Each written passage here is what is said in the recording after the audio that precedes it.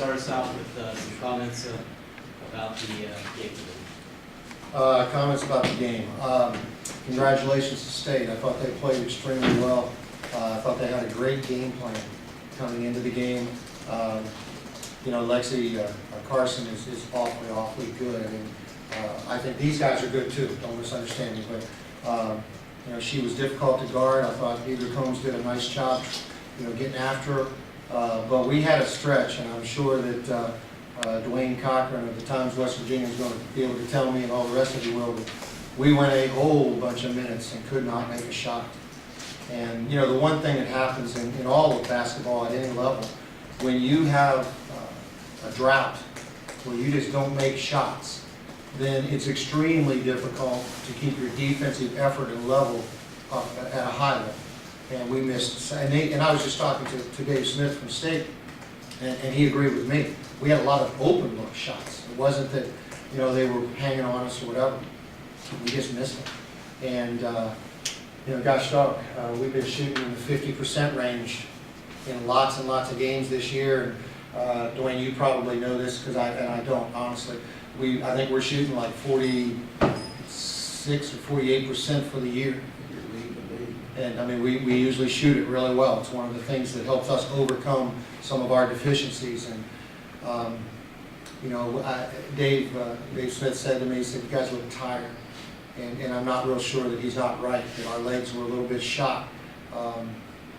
And I normally don't say that because I like to credit the other team for what they did and how they defended us. But their coach said that, and I'm not sure he wasn't right a little bit.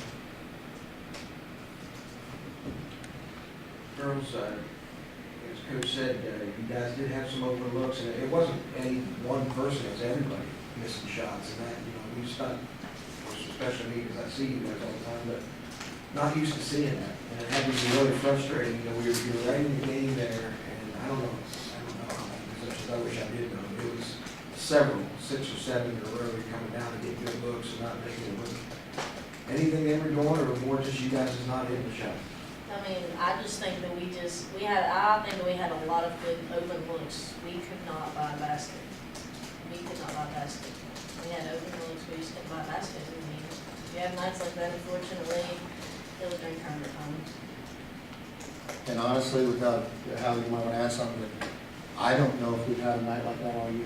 You haven't. It's the worst shooting. I don't think we've ever shot like that the entire season, and it. You know, it's disappointing, but I'm more disappointed for our players. How did you want to add? That was how it was. I felt like we were sharing the ball, we were getting open looks, but there was a night that wasn't going for us. So.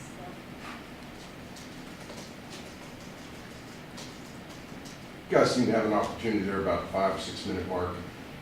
India Taste fouls out. You have Carson on the bench. She looked exhausted. That was your break. That just looked like an opportunity, and you guys just couldn't capitalize. And it's a good point, and I think, and usually our recollection is a whole lot better when we go back and watch the film. Sure. But I believe we got a steal and a layup and cut it to 8, and it was during the time you're referring to right now. And then I think we got stopped, and I think we came down. I think we had a really good open look 3, and we missed it. And that was we had a great look, whether it was a 3 or throwing it down inside. And our, yeah, it might have been the one time a play call because we might still be playing. That's all right. That's all right. But we just had a great look and we didn't hit it. And if that one had gone in, then all of a sudden, you know, because when you're ahead late in a game like that, you know, 10 or 12, 13 points, you kind of have a tendency to look up and think it might be over. Right. And then all of a sudden the other team cuts it to 5 because if we hit that 3, it would have been 5. And now you get tight. Right. When you get tight, things change. But we didn't, obviously. But you're right. I think that was a crucial point in terms of that final run. But then I think that whole mess of miss allowed it to get to that point. Well, I was just mentioning moments like this, our coaches live for it. You know, the Taste girls on the bench, Carson's exhausted. It's like, now's our chance. Yeah, and we didn't hit it. So you know, I thought we played really hard. I really do, and I think as a coach, you really want your kids to play hard all the time. It's hard to get them to play hard all the time, and I thought we came down and played really hard, and I thought we played with some heart, and we showed character. We just, you know, I'm going to say it again, we just make a shot. any of you that know me as a coach over all these years, I very rarely blame it on shooting. I always think that, boy, if you don't shoot well and you play great defense, you can still win the game. Dwayne, you've seen us grind out all kinds of games. But this team, we need to shoot the ball well in order to win. And free throws, I know you were really frustrated with Makenzie with that. It wasn't just you, it was I everybody. mean, I hadn't done that all year. I have not done that all year. Short time.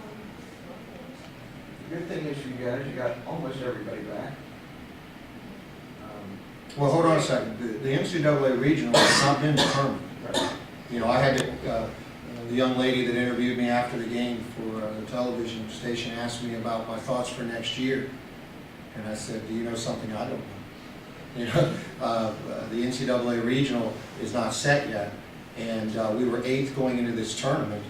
And depending upon the way certain things would happen with wins and losses for a few other teams, and which are not far-fetched, it may end up being status quo, and we may end up staying 8th, and we may be, you know, we told the kids, and it was a hard conversation to have with them in the locker room. I said, okay, guys, I don't know if anybody had any plans for spring break. Hopefully, they, you know, I mean, when I say that, we all know it was spring break for us. So it's not, there's nothing wrong if they were thinking, you know, if there's an earthquake and we don't win, then I'm going home for spring break, you know. So I said to him, you know, I may be calling you on Sunday and telling you to get back to Fairmont.